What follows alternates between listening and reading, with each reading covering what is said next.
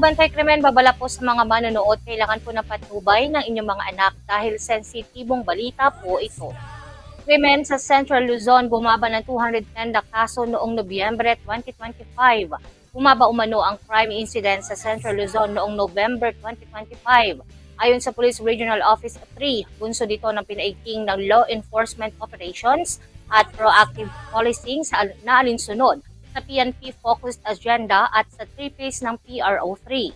Mula 3,576 na kaso noong Oktubre, bumaba sa 3,366 na kaso o katumbas na 5.87% ang kabuang crime incidents noong November.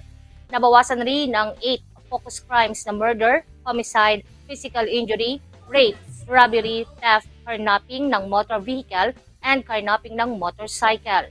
Mula 1,522 na kaso, bumaba ito sa 1,460 na kaso, katumbas ng 4.0% ang nabawas. Dito, naaresto ng PRO3 ang lahat ng top 10 most wanted persons sa regional level noong Nobyembre sa loob lamang ng 4 na araw. Unang sigaw.